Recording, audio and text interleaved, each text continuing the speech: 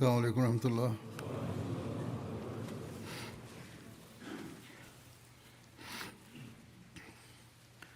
أشهد أن لا إله إلا الله وحده لا شريك له وأشهد أن محمدا عبده ورسوله أما بعد فأعوذ بالله من الشيطان الرجيم بسم الله الرحمن الرحيم الحمد لله رب العالمين الرحمن الرحيم مالك يوم الدين إياك نعبد وإياك نستعين اهدنا الصراط المستقيم صراط الذين أنعمت عليهم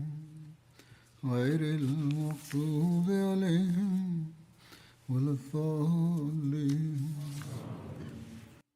Hazrat Amirul Mominin Mwenyezi Mungu amsaidie sana anasema, katika hutuba iliyopita nilikuwa nimeeleza kuhusu Ka'b bin Malik na maswahaba wengine walipokaa nyuma katika vita ya Tabuk. Kisha Mtume sallallahu alaihi wasallam akakasirika juu yao. Kuhusu hiyo Musleh Maud pia ameeleza, na kuhusiana na hilo ameisihi jumuiya. Anasema ya kwamba katika hadisi inapatikana ya kwamba waumini watatu pia hawakushiriki katika vita hii. Mmoja kati yao amesimulia maelezo yake marefu katika hadisi. Yeye anasema, yani sahaba huyo, ya kwamba mimi baada ya kurejea kwa Mtume sallallahu alaihi wasallam, nilipofika kwake nikawauliza watu kwamba waniambie kama kuna wengine wamekuja waliokaa nyuma au la, na wamechagua njia gani za kuomba msamaha na wametendewa vipi. Wao wakaniambia ya kwamba watu mara baada ya kufika wanaomba radhi na wanasema, ya Rasulullah sallallahu alaihi wasallam, tuombe ili tusamehewe. Mtume anawaombea. Yeye anasema kwamba nikapata wazo ya kuwa mimi pia nimweleze Mtume uzuru fulani ili nisalimike na hasira yake. Lakini kisha nikapata wazo na nikawauliza maswahaba kwamba kina nani wamesha kuja. Wao wakataja majina yao ambao wote walikuwa wanafiki, isipokuwa wakataja majina ya waumini wawili, na wakaniambia kwamba hawakutoa uzuru wowote bali wamekiri kosa lao. Ndipo nikasema katika moyo wangu kwamba kwa nini niungane na wanafiki? Ni vyema kwangu kwamba badala ya kueleza uzuru wa namna hizi ambazo haziwezi kuitwa uzuru wa kweli, niseme wazi kwamba nimekosea, hivyo unitendee kama unavyotaka. Kwa kupata wazo hilo nikaamua kukiri kosa langu, na hivyo Mwenyezi Mungu akanisalimisha kuungana na wanafiki. Hivyo nikaenda na nikamwambia Mtume sallallahu alaihi wasallam kwa uwazi kwamba ilikuwa uzembe na uvivu wangu tu, kwamba sikuweza kushiriki vita na sikuwa na uzuru wowote wa halali. Hapo Mtume akasema kwamba utatengwa mpaka ifike amri ya Mwenyezi Mungu kuhusu wewe. Jina la sahaba huyo lilikuwa Ka'b bin Malik. Yeye anasimulia ya kwamba sisi tulipata uzia mkubwa kwa sababu ya amri hiyo, kwani katika Madina wote walikuwa Waislamu na waliokuwa wanafiki pia hawakuwa na ujasiri wa kuongea nao. Habari hii nimeieleza kwa kifupi, kwani katika hutuba iliyopita nimeshaeleza maelezo yake. Musleh Maud alikuwa ameeleza hiyo katika hutuba, na kisha kuhusiana na hilo kama nisemavyo alikuwa ameisihi jamaat. Musleh Maud anasema, hapo nimeona, yani katika Qadian, jambo hili ni la mwaka 1936, kwamba watu ambao wamepigiwa marufuku kuongea nao, yani wamepewa adhabu. Wao wanaenda kuwatembelea wahamadia katika nyumba zao kwenye mitaa yao. Watu wa mitaa sijui wamelala, hawapati habari zao. baadhi wanajumuia wa hapa wanafuga wanyoka, lakini wakumbuke kwamba wanyoka hawa hawezi kuuma mungu wala mtume na khalifa wake, bali watawauma wale tu wanawafuga. sisi kwa fadhili ya allah tupo katika amani, kwani mtu ambaye allah achukue dhamana ya ulinzi wake, nani anaweza kumuuma? hivyo watawauma wale tu ambao wanaweza kuwauma, na ni masikitiko kwamba wao kuona wanaona, lakini wamefumba macho juu ya matendo ya wanyoka hawa. katika zama zile fitna zilikuwa zimeibuka katika jamaat, na kwa sababu yake akalazimika kutamka hayo. kisha anasema katika Madina hata mnafiki yeyote pia alikuwa hawezi kuongea nao. Ka'b bin Malik anasema kwamba baada ya siku chache ya amri hii nikapata kujua kwamba mtume sallallahu alaihi wasallam amesema ya kuwa wake na watoto pia wajitenge nao. kati yetu mmoja alikuwa mzee, mkewe akaenda kwa mtume sallallahu alaihi wasallam na akasema, ya Rasulullah sallallahu alaihi wasallam, mume wangu ameshazeka mno, hali chochote wala kulala. kisha kwa sababu ya uzee wake muda wote anahitaji kusaidiwa. alikuwa hana nguvu ya kutenda tendo la ndoa, hivyo kama ukinipa ruksa nimsaidie katika kumpikia na kumlisha. mtume akasema kwamba haya, ruksa hiyo unayo. hapo nikapata wazo, Kaaba anasema nikapata wazo kwamba mimi pia nichukue ruksa ya namna hii kwa ajili yangu, lakini kisha nikapata wazo kwamba yeye ni mzee, mimi ni kijana, haifai kwangu kufanya hivyo. hapo nikamwambia mke wangu kwamba aende kwa wazazi wake, isije ikawa hivi kwamba mimi nikuite nawe uniitikie. mimi sikuwa na fikira kuhusu mtu yote mwingine kwamba aje kuongea nami. ndio kwa sababu ya upendo na huruma ya mtume sallallahu alaihi wasallam nilikuwa nawaza kwamba kwa kuona uchungu wangu lazima atanihurumia.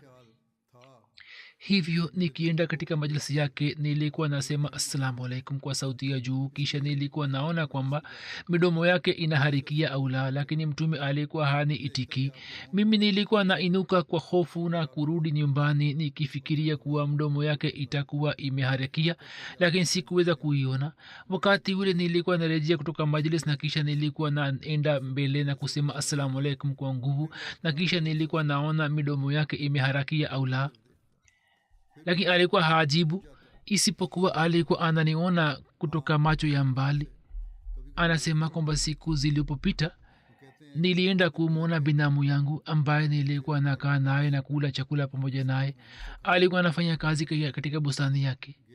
nikamwambia, ewe ndugu yangu, wewe ni ndugu yangu mwenye kujua siri zangu, tumekaa kwa pamoja na hakuna jambo ambalo limefichika kutoka mwingine.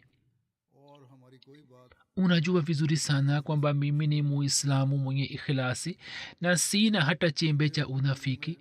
nimekuja kukuuliza kwa hofu kwamba niambie, je, mimi ni mnafiki? lakini huyu hakunijibu lolote. akaangalia upande wa mbingu, ambayo maana yake ilikuwa ni kwamba Mungu na mtume wake wanajua vizuri. Kaaba anasema kwamba ndugu yangu huyu ambaye alikuwa ndugu yangu mpendwa aliponijibu, mimi nikahisi ya kwamba ardhi imekuwa finyu juu yangu. mimi kwa hofu nikainuka na kuvuka ukuta wa bustani na nikaja nje na nikaelekea upande wa mjini. nilipofika karibu na mji, mtu mmoja akaja karibu na akaniuliza, je, wewe ni mtu fulani? nikasema ndio. akanikabidhi barua moja kwamba barua hii imetumwa na mfalme fulani ambaye alikuwa mfalme mkristo wa Uarabuni aliyekuwa chini ya utawala wa Kiroma. nikafungua na kusoma. ilikuwa imeandikwa kwamba mimi najua wewe ni kiongozi wa Waarabu na Muhammad sallallahu alaihi wasallam amekudhalilisha, ilhali unatakiwa kuthaminiwa. kama ukija kwangu mimi nitakutendea sawa na shani yako na heshima yako. Malik anasema kwamba jibu ambalo ndugu yangu alikuwa amenipa, yani binamu yangu, moyo wangu ulikuwa ukihisi uchungu wakati ule, kwa kuona barua ile mimi nikashikwa na butwa, nikafikiri kwamba huo ni uvamizi wa mwisho wa shetani, isije ikawa hivi kwamba miguu yangu iteleze. Nikamwambia mjumbe kwamba njoo nyuma yangu. Mtu mmoja alikuwa amewasha tanuru. Mimi nikachana barua ile nikatia ndani ya moto. Nikamwambia umwambie mfalme wako kwamba hili ni jibu lake. Hizi zilikuwa ni saa za mwisho za majaribio yake. Mwishowe Allah akamrehemu na akamwambia mtume sallallahu alaihi wasallam kwamba amsamehe kosa lake. Hatmusleh Maud sehemu nyingine anasema kisa cha Kabid Malik kina somo ndani yake. Yeye alishiriki pamoja na mtume katika vita vyote, alikuwepo pamoja naye katika ushindi wa Makka vile vile, lakini akawa nyuma katika vita vya Tabuk kwa sababu ya uzembe.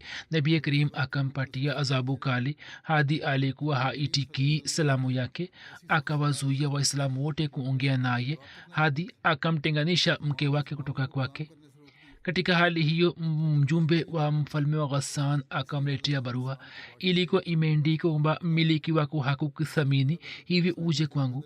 Ye akisema kwamba huu ni uvamizi wa mwisho wa shetani, akatia barua kwenye tanuru na akamwambia mjumbe kwamba umfikishie mfalme wako ujumbe huu. Hata Muslimu anasema kwamba watu wa zama hizi katika jamaat hii ilikuwa ni hali yao, hali ya baadhi yao, kwamba kama wakiulizwa wanasema kwamba huduma zetu hazijasaminiwa na sisi hatujapewa heshima. Ikumbuke kwamba nizamu ni kitu tofauti na kufanya kazi ni kitu tofauti, na kwa ajili ya kusimamisha nizamu mtu anayekosea anaulizwa, anahojiwa hata kama awe nani. Hivyo chini ya amri ya Mungu mufanye juhudi kwa ajili ya dini hadi mumkimbize shetani, lakini msifanye hivyo kwamba musifive, yani musifive. Na kwa kufanya kazi msifikirie kwamba juu ya makosa yetu hatutaulizwa.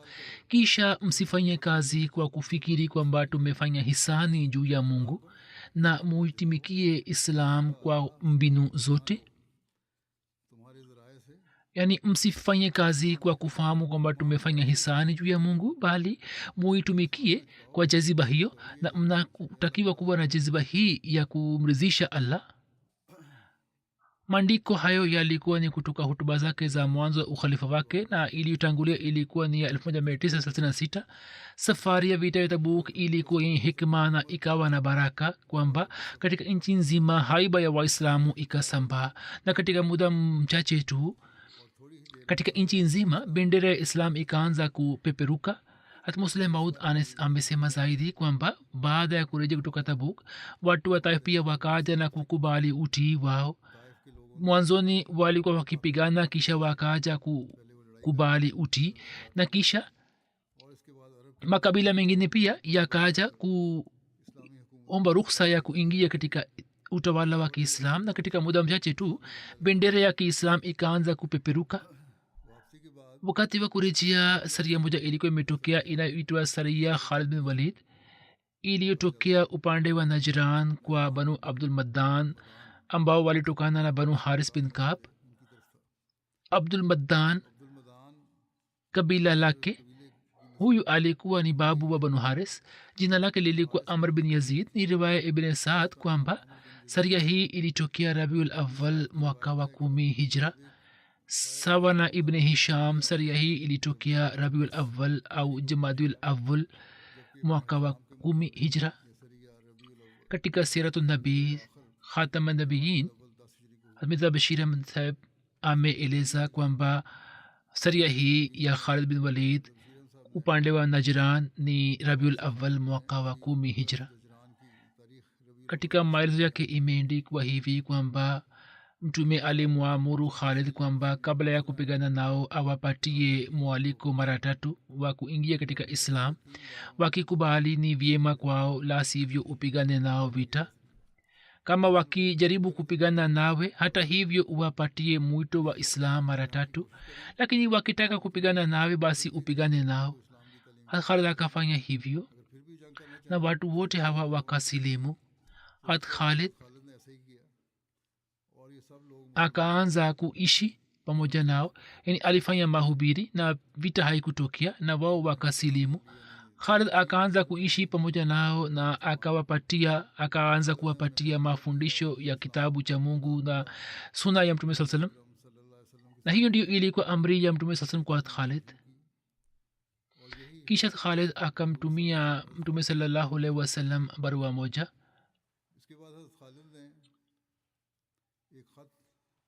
akamwindikia mtume sallallahu alaihi wasallam barua moja na ndani yake aliandika kwamba barua hii ni kutoka kwa Khalid bin Walid kwa mtume wa mungu muhammad sallallahu alaihi wasallam assalamu alaika ya rasulallah wa rahmatullahi wa barakatuhu mimi namhimidia mungu ambaye hakuna apasaye kuabudiwa isipokuwa yeye ama baad ya rasulallah mwenyezi mungu ashushe rehma juu yako ulikuwa umenituma kwa banu haris na ulikuwa umeniamuru kwamba kwa siku 3 niwapatie mwaliko katika islam wakikubali islam basi nikiishi pamoja nao niwafundishe amri za Qur'an tukufu na suna ya mtume sallallahu alaihi wasallam na wasipokubali islam nipigane nao vita baadhi ya mambo hayaelezwi katika maelezo na mengine yanapatikana sehemu nyingine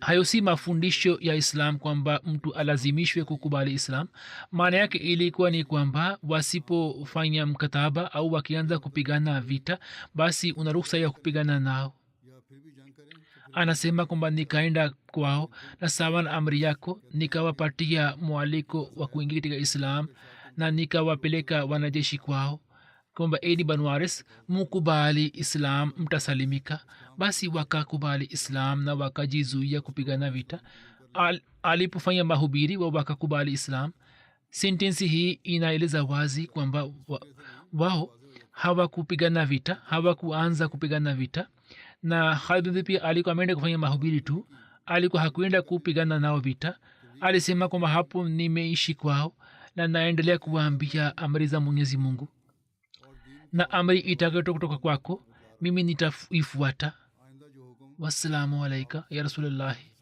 wa rahmatuhu wa barakatuhu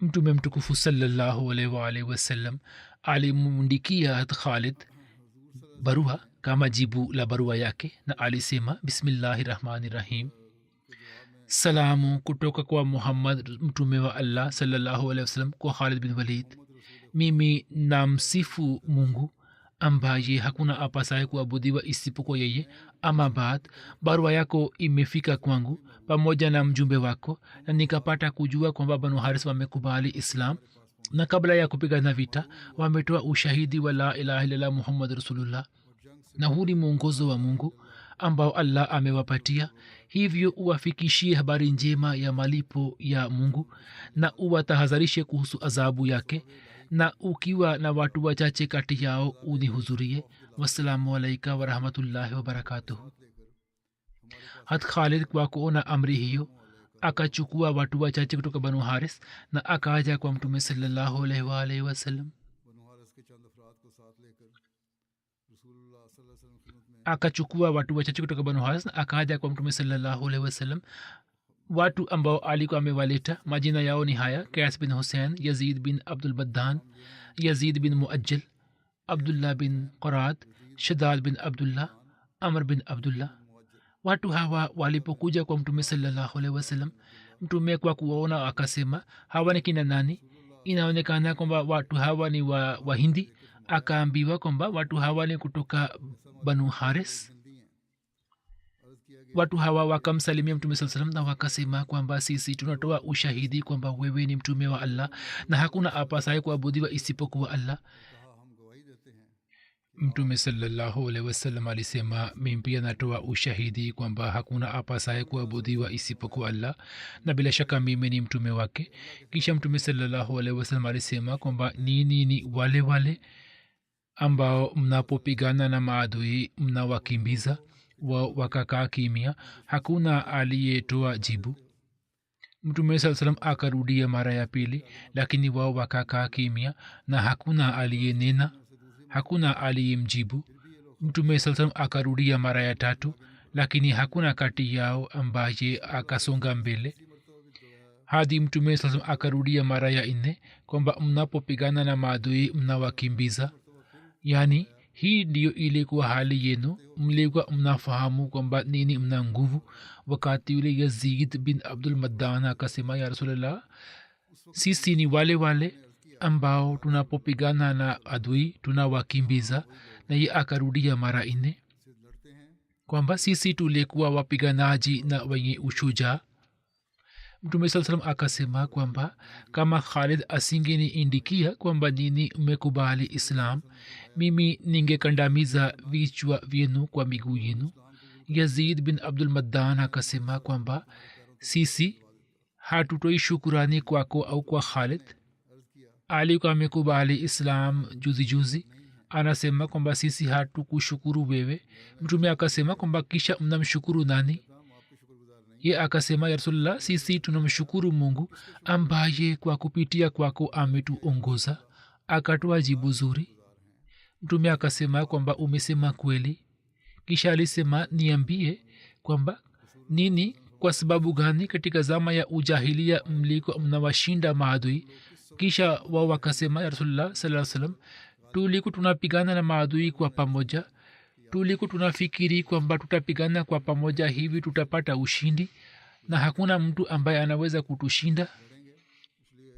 islam ilipofika na islam ikaunganisha makabila yote na makabila yote yakawa kitu kimoja, hapo wakaelewa kwamba watu hawa pia ni kwa pamoja na ni kheri ndani yake kwamba tusipigane nao vita na pia tukubali islam, kwani hii ndiyo dini iliyo kweli. mtume sallallahu alaihi wasallam akamteua Qais bin Hussein kama amir wa Banu Haris, na mwishowe mwa Shawwal au mwanzo wa Zulqada akawasindikiza. watu hawa walipofika kwa kaumu yao, miezi minne ikapita na mtume sallam akafariki dunia. hii ilikuwa ni ghazwa ya mwisho ya mtume sallallahu alaihi wasallam, yani ghazwa ya Tabuk, na saria ya mwisho aliyotuma mtume ilikuwa ni ya jeshi la Usama. katika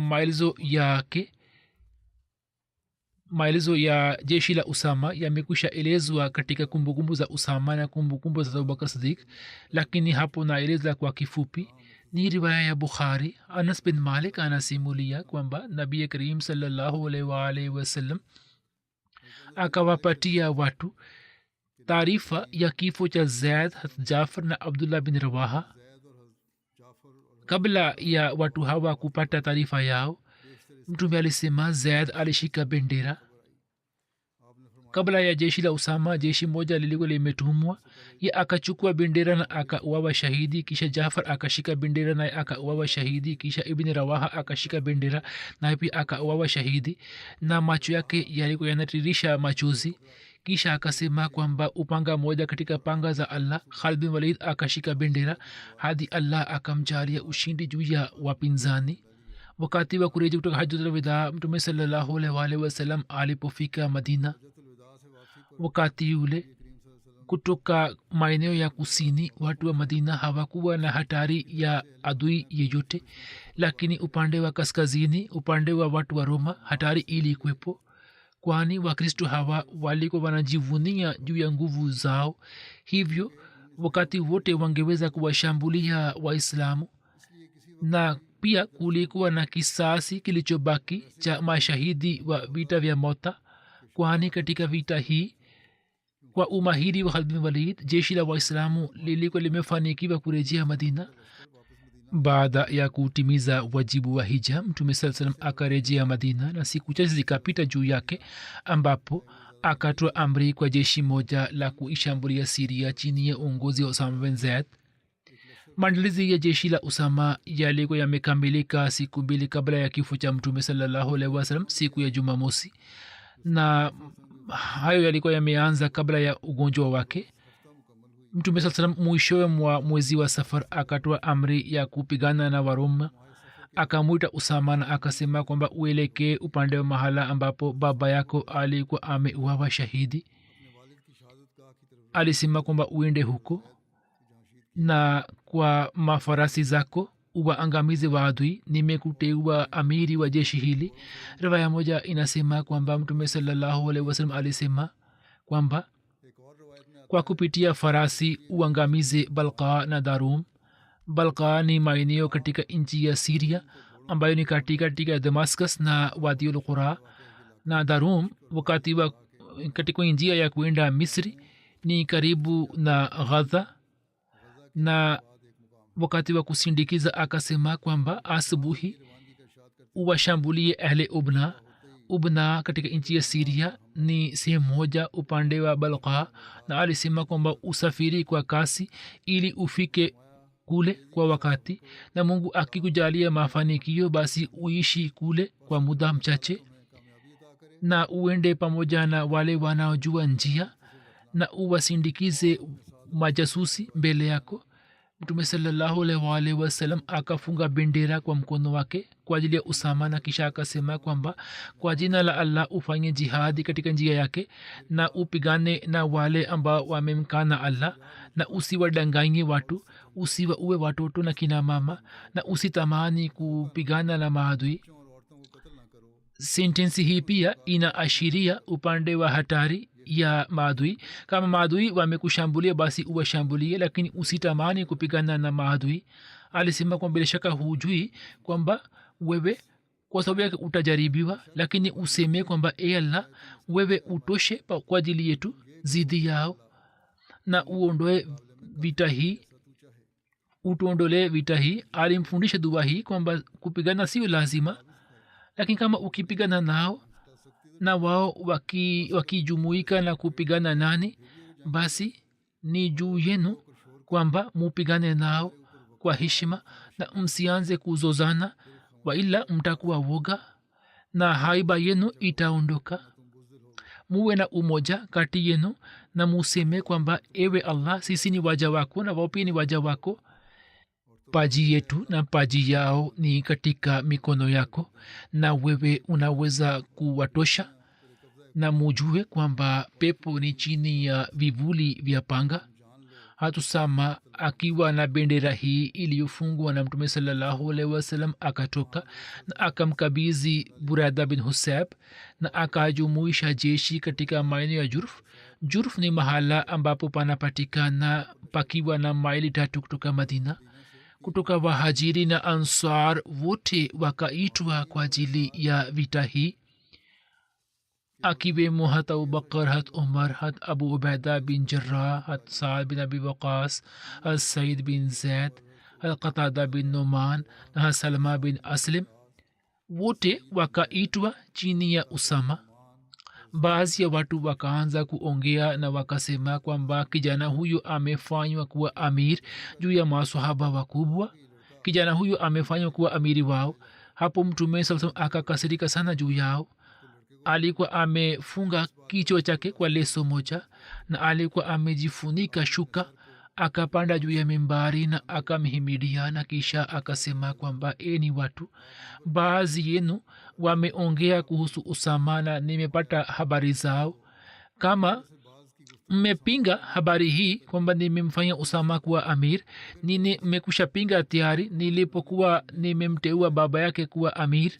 wallahi huyu alikuwa anastahiki uamiri, na baada yake mwana wake pia anastahiki kuwa amiri. alikuwa miongoni mwa watu ambao nilikuwa nawapenda sana, na kwa yakini wote hawa ni wale ambao tunaweza kufikiri kuhusu wema wa aina zote. hivyo kwa ajili ya usama mushike nasaha ya kheri, kwani huyu ni miongoni mwa watu bora kati yenu.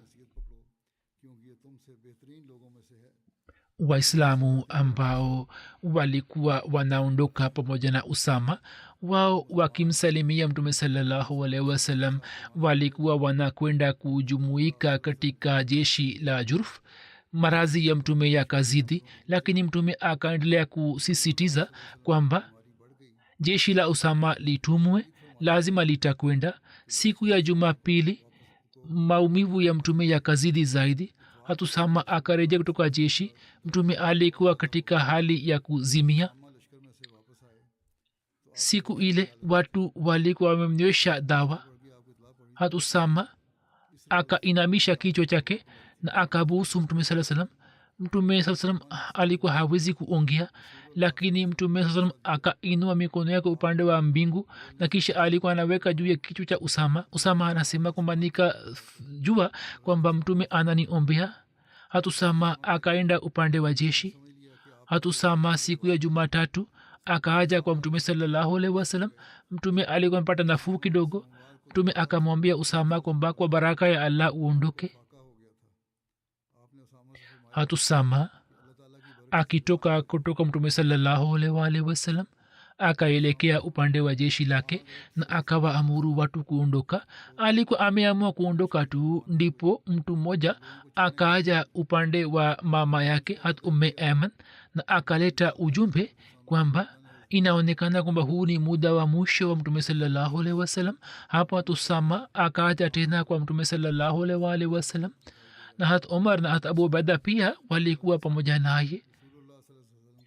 Mtume saa salam alikuwa na hali tete. Baada ya muda akafariki dunia, na kwa sababu yake jeshi la Waislamu likarejea Madina kutoka Jurf, na hat Burada bin Husayb akaleta bendera hat Usama na akafunga kwenye mlango wa mtume sallallahu alaihi wasallam. Sawa na riwaya moja, jeshi la Usama lilipokuwa katika Zulkhushb, mtume sallallahu alaihi wasallam alifariki dunia. Zulkhushb pia ina umbali wa safari ya usiku moja kutoka Madina kwenye njia iendayo Syria, ni bonde moja. Watu hawa wakarejea Madina. Baiat ya Abubakar ilipofanywa baada ya kifo cha mtume sallallahu alaihi wasallam, hata Abubakar akamwamuru Burada bin Husayb kwamba akiwa na bendera aende kwenye nyumba ya Usama ili aondoke kwa ajili ya safari. Hata Burada akaleta bendera katika jeshi. Idadi yake inaelezwa 3,000 na 1,000 walikuwa wenye farasi. Sawa na riwaya moja, hata Usama bin Zaid alipelekwa Syria pamoja na watu 700.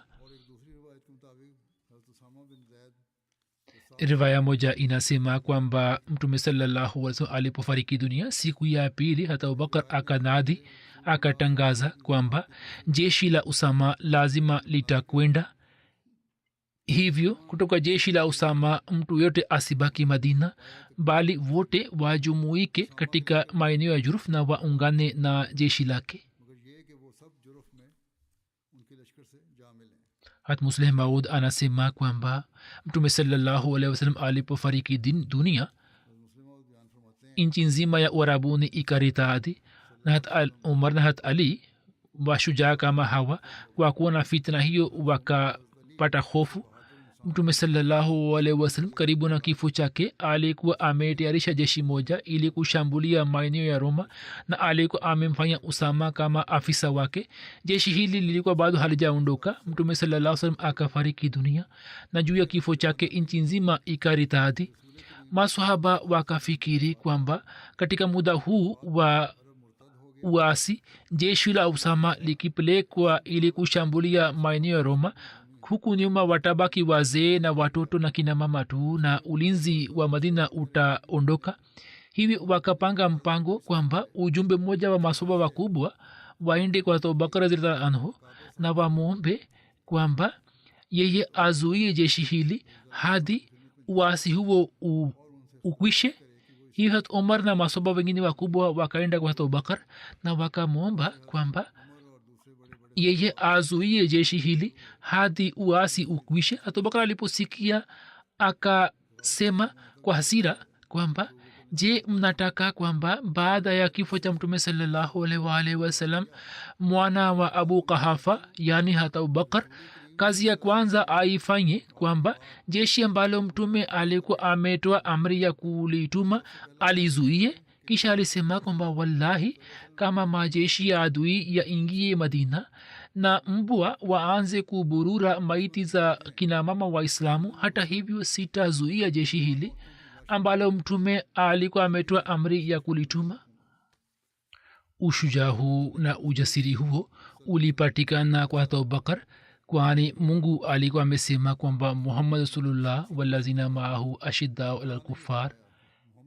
Kama ambavyo waya wa kawaida ukiungana na umeme unapata nguvu yenye shani, vivyo hivyo kwa mujibu wa uhusiano na muhammad sallallahu alaihi wasallam wenye kumwamini wakawa wasadikishaji wa ashiddau ala lkufar. hatmasihi maud alaihi wassalam kuhusu jeshi la usama anaandika kwenye kitabu chake kiitwacho sirul khilafa. ibni asir ameandika katika historia kwamba mtume sallallahu alaihi wasallam alipofariki dunia, kwa kusikia taarifa ya kifo chake,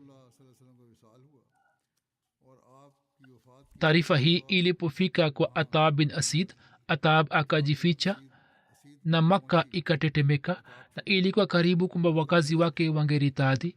na ameandika zaidi kwamba waarabu wakaritadi kutoka kila kabila, watu wa kawaida na watu wakubwa wakaritadi. unafiki ukazwihiri na mayahudi na wakristo wakaanza kuinua shingo zao na wakaanza kuona kwamba sasa waislamu wamezofika, tunaweza kuwashambulia. na waislamu kwa sababu ya kifo cha nabii wao na kwa sababu ya uchache wao na uwingi wa maudhui wao, hali yao ikawa hivi kama vile wanavyokuwa mbuzi na makondoo katika usiku wenye mvua.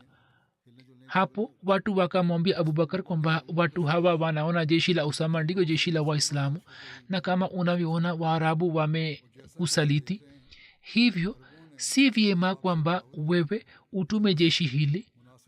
hapo abubakar akasema kwamba naapa kwa dhati ambaye uhai wangu u mkononi mwake, hata kama nipate yakini kwamba mbwa mwitu wa mapori watanimaliza, hata hivyo nitatuma jeshi la usama sawa na amri ya mtume. hukumu hii alikuwa ametoa mtume saa salam, siwezi kuisitisha. ilmuradi yeye hakusitisha amri ya mtume sallallahu alaihi wasallam na akafanya kama ilivyokuwa amri. na masahaba waliokuwepo katika jeshi la usama akawa amuru kuenda kuungana na jeshi. alisema kwamba kila mtu ambaye alikuwepo katika jeshi lake na mtume alikuwa amemwambia kushiriki, yeye asibaki nyuma. mtume alikuwa amemwambia kuungana na jeshi, asibaki nyuma, na mimi sitampate ruksa ya kukaa nyuma. hata kama alazimike kwenda kwa kutembea, lazima ataenda. hivyo hakuna aliyebaki nyuma, wote wakaenda. kwa vyote vile kuhusu kutuma kwa abubakar jeshi hili imeandikwa kwamba sawa na amri ya abubakar, jeshi la usama lilipojumuika katika eneo la jurf, abubakar akaenda mwenyewe na akaangalia jeshi na hali yake na akapanga safu zake. kuhusu hiyo inapatikana katika historia kwamba abubakar akamwambia usama kwamba kama unaona inafaa, basi umwache hat umar ili anisaidie katika shughuli zangu. hatusama akatoa ruksa yake. baada ya tukio hilo, hat umar kila alipokuwa anakutana na usama hadi baada ya kuchaguliwa kuwa khalifa, alikuwa anamwambia usama, assalamu alaika ayuha lamir, ewe amir, assalamu alaikum. na hatusama alikuwa anamjibu kwamba ghafarallahu lakum. hata abubakar alikuwa amemwambia hata usama kwamba ufanye yote ambayo mtume alikuwa amekuamuru kuyafanya na usionyeshe uzembe katika kutekeleza amri za mtume sallallahu alaihi wasallam. maelezo ya vita yamekwisha elezwa tayari, hivyo na ya acha. jeshi hili kama alivyokuwa amesema mtume sallallahu alaihi wasallam likarejea kwa mafanikio makubwa. maadui wakauawa au wakafungwa. katika vita hii hakuna muislamu aliyeuawa shahidi. sawa na riwaya, jeshi hili lilibaki nje siku 40 hadi 70 likarejea madina. huu ulikuwa ni upendo wa abubakar kwa mtume sallallahu alaihi wasallam, ya kwamba bendera ya usama ambayo mtume alikuwa amefunga kwa mkono wake, na abubakar alikuwa amesema kwamba kivipi inaweza kutokea kwamba ibn abu qahafa afungue bendera hiyo ambayo mtume muhammad saa salam amefunga kwa mkono wake. hivyo jeshi la usama liliporejea bendera hiyo haikufunguliwa na bendera hiyo baadaye ikabaki katika nyumba ya usama hadi ya usama akafariki dunia. Allahumma salli ala Muhammadin wa ali Muhammad. Kumbukumbu hizi za vita zimekwisha hapa. Siku za usoni kutakuwa na vipengele vya sira, nitaviangalia inshallah, nitaona. Wakati huu ningependa kuwazungumzia marehemu wawili na baadaye inshallah nitasalisha jina yao. Mheshimiwa Aziz Rehman Khalid Saheb mbashiri wa Jamaat, siku za nyuma akiwa na umri wa miaka 79 alifariki dunia nchini Marekani. Inna lillahi wa inna ilaihi rajiun. Babu wa marehemu Mia Rangali Saheb alikuwa sahaba wa Masihi Maud.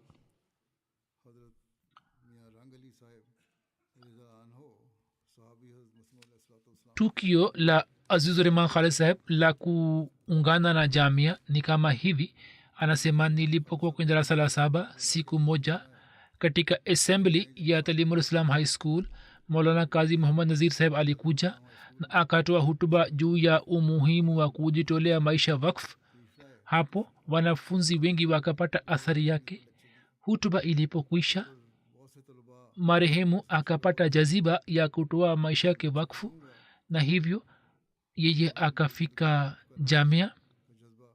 Baada ya interview mwaka 1960 akapata kiingilio kwenye jamia na mwaka 1969 akapata shahada ya shahid kutoka jamia. Baada ya kuhitimisha jamia alisoma miaka 9 katika jamia, kwani alikuwa amepata ajali katika gari, alikuwa amepata majeraha na miaka 2 ikapotea, lakini hakukaa bali akaendelea kufanya kazi. Na alikuwa anasema kwamba kwa sababu ya maombi ya Khalifatul Masih as-Salis nilipata uhai. Baada ya kuwa mbashiri akatumikia Jamaat Sierra Leone, Nigeria, Ghana, Tanzania, Zanzibar. Pia akatoa huduma katika maeneo mbalimbali nchini Pakistan. Kisha akarejea na akaanza kufanya kazi katika Wakalat Ishaat Rabwa Tahrike Jadid. Mjukuu wake Hamza Ubaidullah ambaye ni mbashiri anasema kwamba babu yetu Aziz Rehman Saheb alikuwa anatuambia kwamba katika nchi za Afrika muda ulikuwa unafika kwamba nilikuwa nalazimika kula wali tu kwa chumwi, na siku zilikuwa zinakuja kwamba sikuwa na hata chakula, yani wali, na saa nyingine nilikuwa nakaa kwa njaa. Hizi zilikuwa ni shughuli za wabashiri waliotangulia kuitumikia Jamaat. Wabashiri wa siku hizi wanatakiwa kushika somo kutoka kwao. Anis Rehman Anas ni mwana wake, anasema kwamba alikuwa haachi chakula kipotee. Wakati wa jalsa mara nyingi ikatokea hivi kwamba badala ya kuchukua chakula kingine alikuwa anakula makombo ya chapati. Alikuwa anasema kwamba kama Masihi Maud anaweza kula makombo haya, kwani sisi hatuwezi kula? Kutoka ujana wake alikuwa na tabia ya kusali sala tahajudi. Alikuwa mtu mwenye bashasha, mtu mwema sana, mwenye unyofu. Alikuwa na uhusiano mzito na ukhalifa. Alikuwa musi. Pamoja nami pia amefanya kazi nilipokuwa nchini Ghana. Alifanya kazi kwa juhudi, kwa unyofu sana na kwa kujituma. Ana vijana 2 na mabinti 3 na pia ana wajukuu wengi. Mwenyezi Mungu amghufirie na amrehemu na ampandishe katika daraja. Marehemu anayefuata ni Mheshimiwa Edi Hamaidi Saheb, mkazi wa Indonesia. Novemba 22 baada ya kupata bahati ya kufanya umra akaugua ghafla, na kisha kwa sababu ya maradhi hayo akiwa na umri ya miaka 77 akafariki dunia katika Madina Munawwara.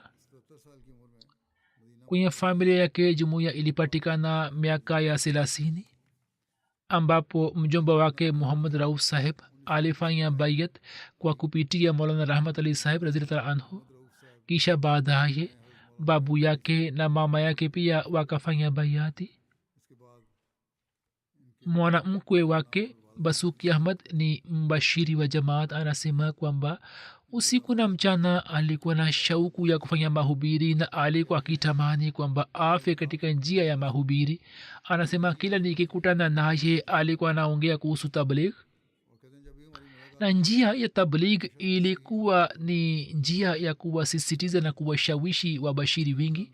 Mabinti zake pia wanaandika kwamba kabla ya kutolewa azan alikuwa anaenda miskitini na alikuwa anaketi na kumkumbuka mwenyezi mungu. Alikuwa anasoma Qurani tukufu bila kukosa, na alikuwa anasoma tafsiri na maelezo, na alikuwa anaandika notes mbalimbali. Hakuacha sala ya tahajudi. Katika umri miaka 76 alikuwa anatumia pikipiki kwa ajili ya mahubiri, na alikuwa anawaambia watoto kwamba wasionyeshe uvivu katika kutoa mali. Hii ni haki ya Allah, mutoe sawa na uwezo wenu, na pia mulinde mali ya jamaati, la sivyo mtalazimika kutoa hisabu yake. Wakati wa umra aliyekuwa amiri wa kundi lake ameandika kwamba wakati wa umra muda wote alikuwa anasema kwamba nikireje kutoka hapa nitafanya mahubiri, nitawaambia watu kwamba watu wa jamaat ahmadia wanafanya ibada ya hija katika Makka. Daktari alikuja kumwona alipopata marazi, na yeye alisema kwamba daktari alisema kwamba mwenyezi mungu amependa mema zake, na ndiyo maana amepata bahati ya kuzikwa katika Jannatul Baqi. Alifariki dunia na huku amezikwa kwenye uwanja wa Jannatul Baqi. Sasa nchini Pakistan wapinzani hawati ruhusa kwa Wahamadia kuwazika wafu wao katika uwanja wao, na kaburi la muislamu likiwa karibu wanasema kwamba msikaribie karibu yake. Lakini huyu mungu akampatia nafasi kwamba akazikwa kwenye Jannatul Baqi. Sasa waende wakafukue kaburi lake huko, lakini hawana nguvu yake.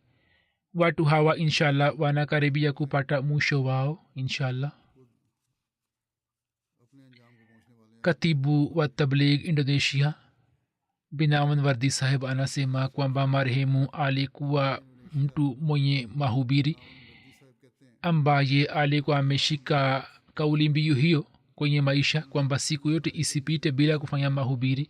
Alikuwa na pikipiki ya zamani akitumia, alikuwa na safiri katika vijiji vya mbali na maeneo ambayo kulikuwa na upinzani, alikuwa anaenda kuyatembelea na aliweza kupata mamea ya baiati katika mahubiri yake.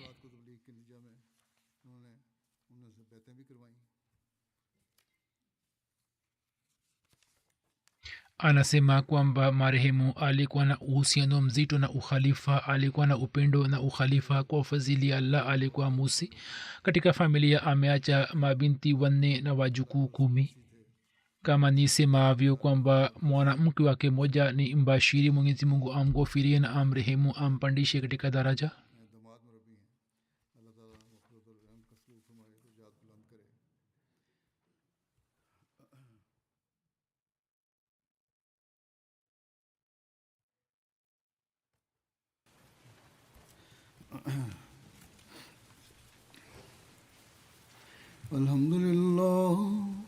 Alhamdulillah nahmaduhu wa nasta'inuhu wa nastaghfiruhu wa nu'minu bihi wa natawakkalu alayhi wa na'udhu billahi min shururi anfusina wa min sayyiati a'malina. Man yahdihillahu fala mudilla lahu ومن يضلل فلا هادي له ونشهد أن لا إله إلا الله ونشهد أن محمدا عبده ورسوله. عباد الله رحمكم الله إن الله يأمر بالعدل والإحسان وإيتاء ذي القربى وينهى عن الفحشاء والمنكر والبغي يعظكم لعلكم تذكرون. اذكروا الله يذكركم وادعوه يستجب لكم ولذكر الله أكبر.